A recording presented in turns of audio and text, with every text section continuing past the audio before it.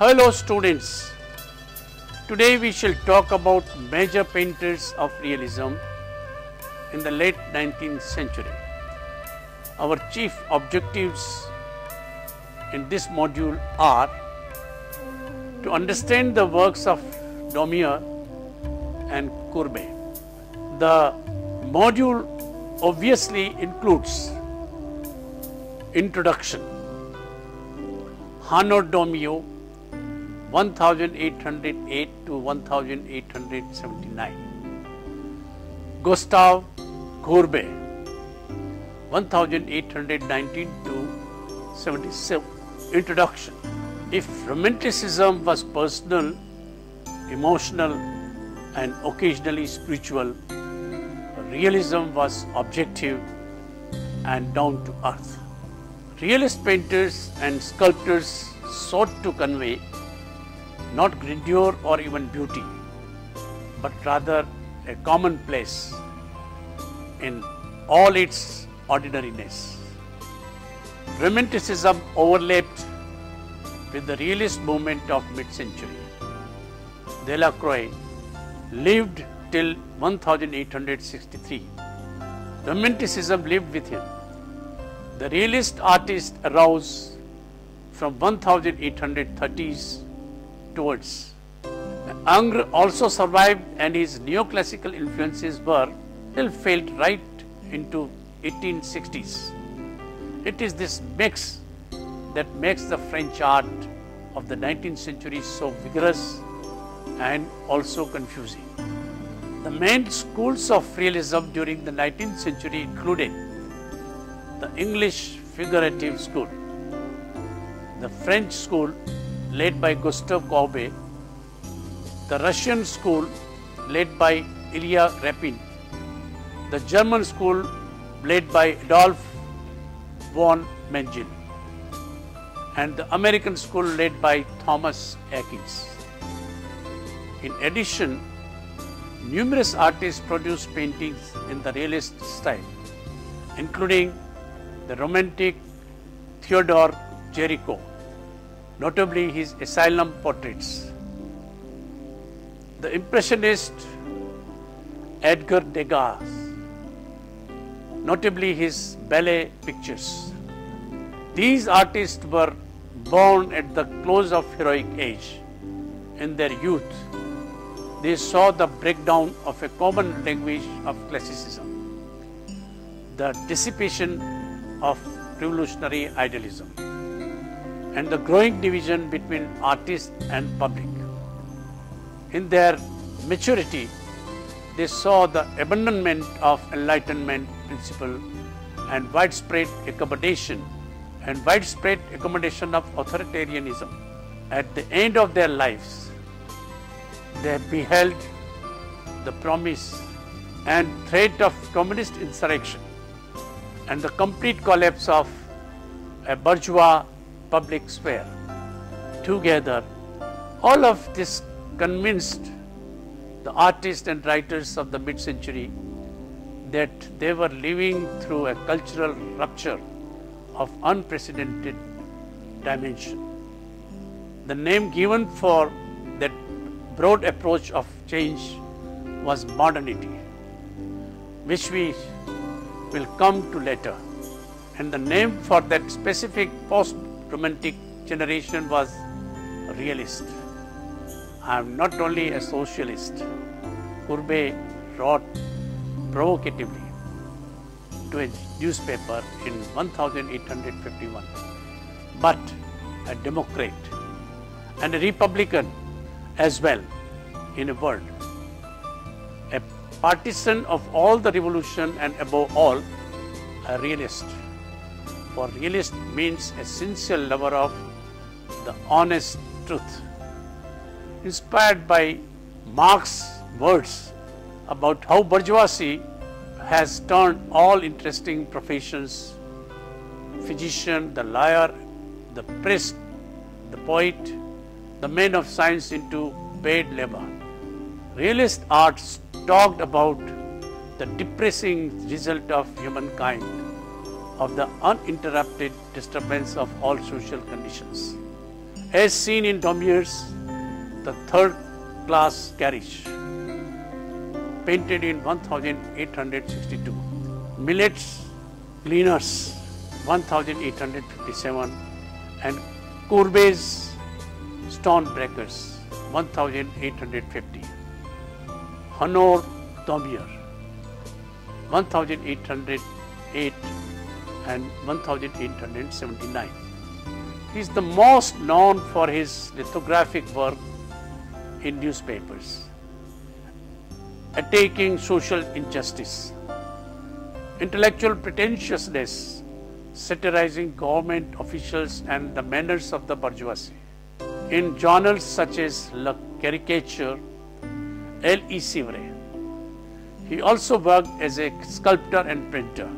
While his prints and works on paper, including 4,000 lithographs, were always regarded as valuable visual chronicles of the political and social history of this day, his oil painting, executed in the style of French Realism, was largely unappreciated, at least during his time.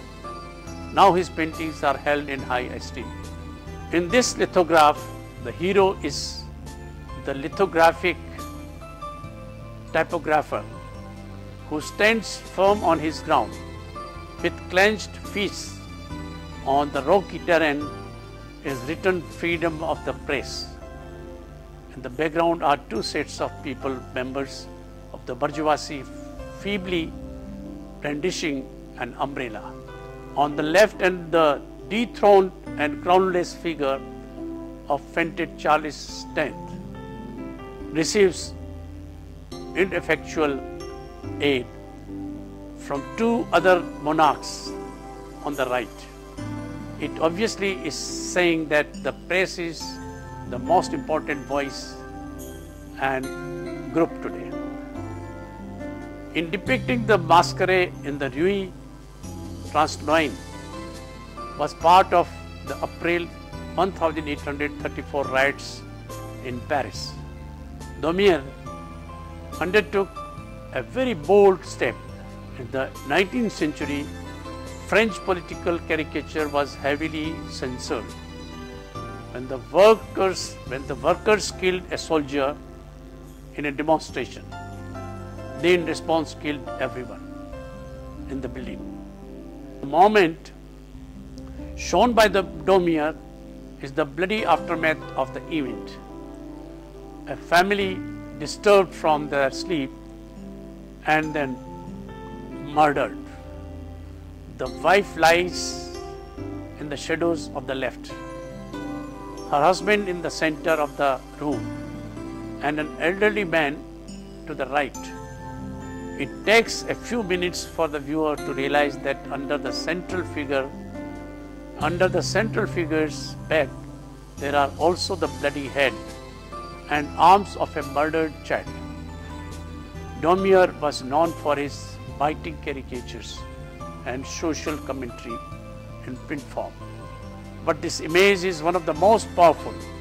This lithograph has also been discussed in Module 25.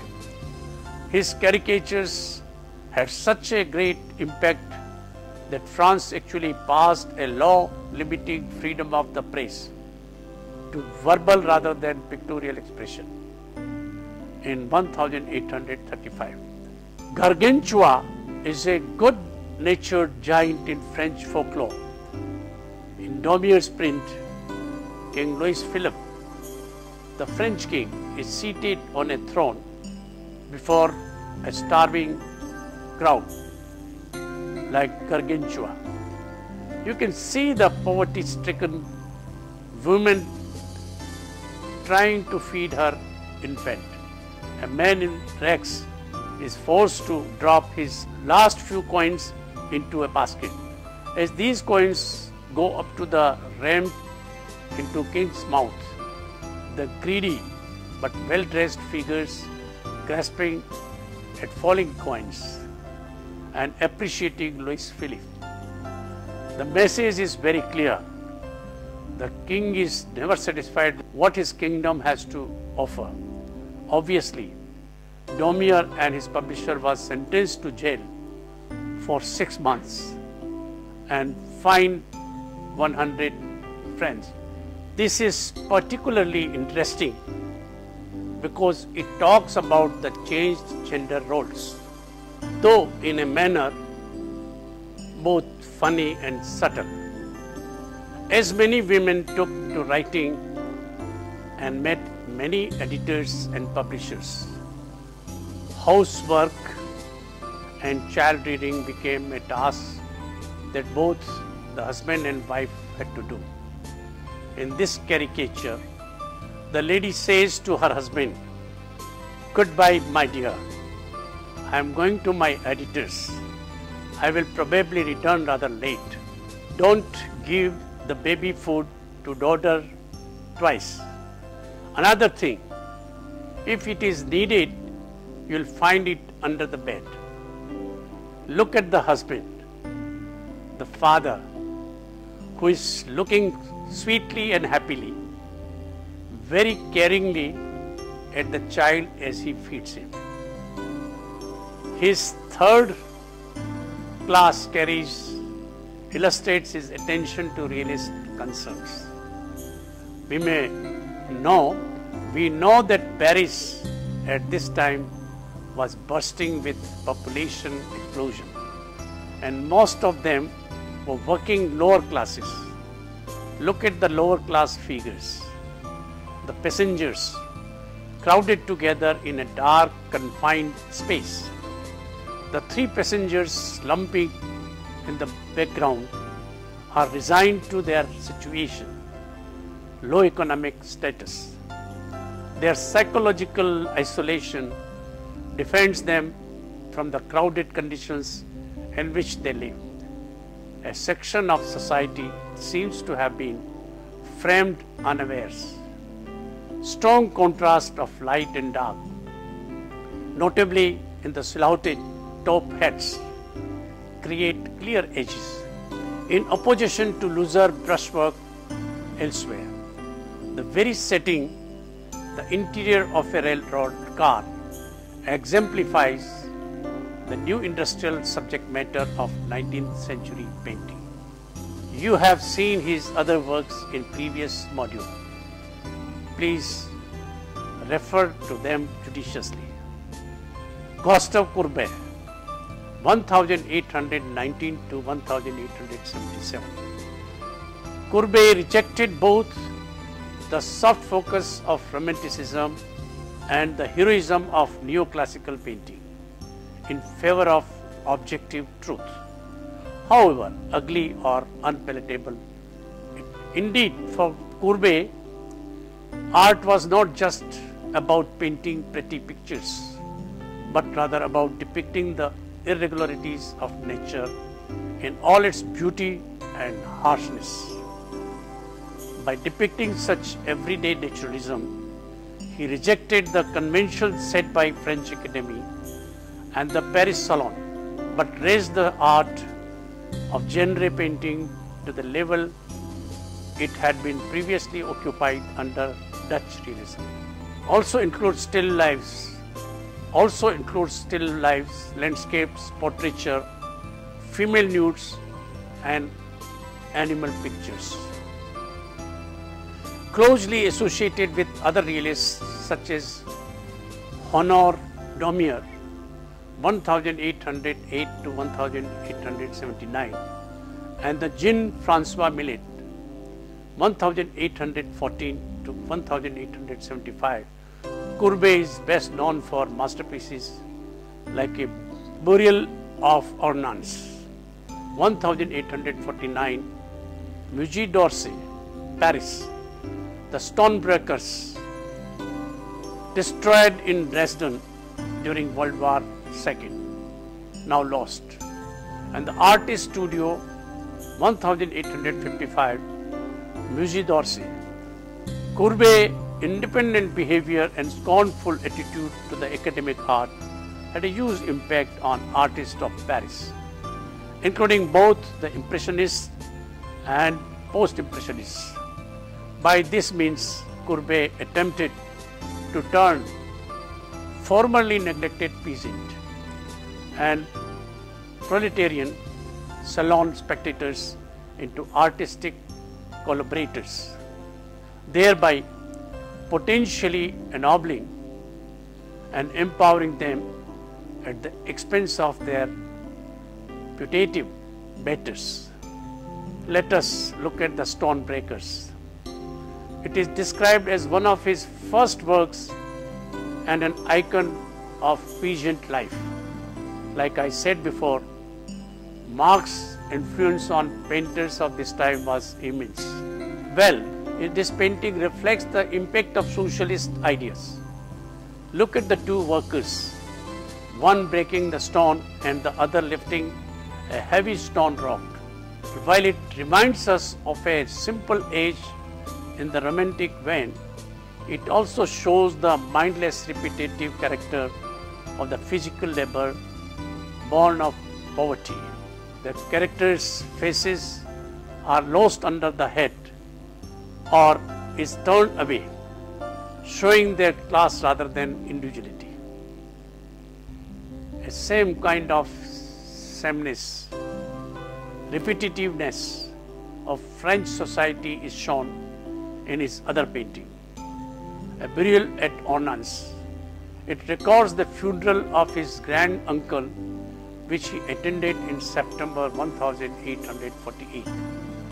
People who attended the funeral were the models for the painting. Previously, models had been used as actors in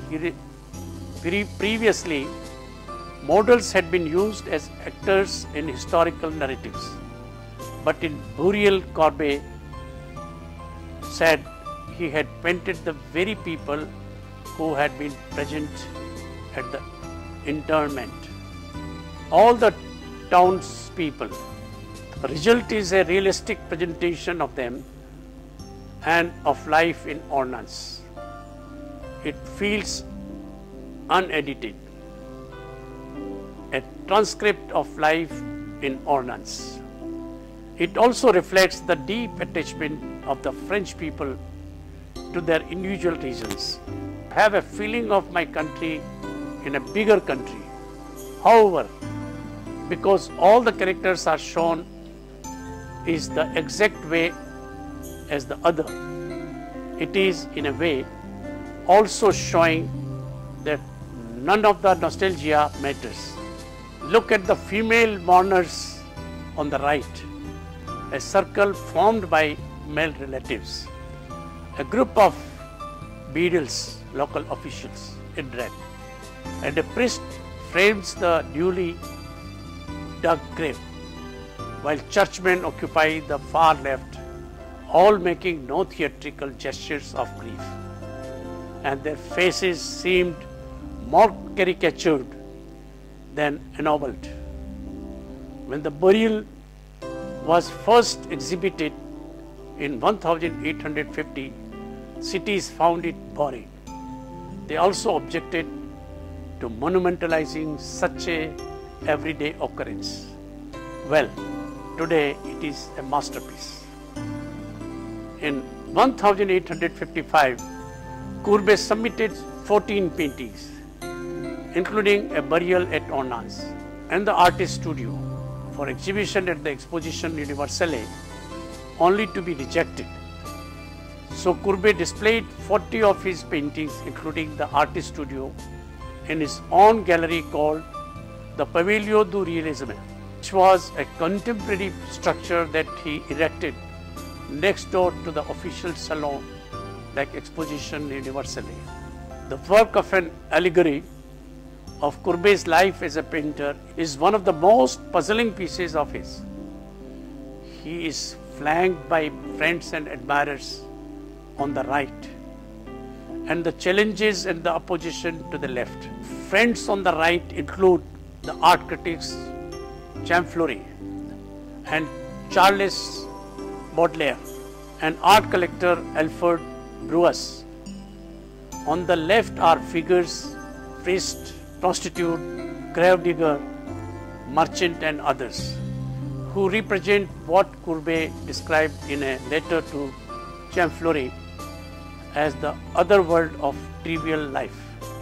The people, misery, poverty, wealth, the exploited and the exploiters, the people who live off death. Both the small boy and the female nude model are admiring at the magical realism that he has painted. Let us look at some more of his other works.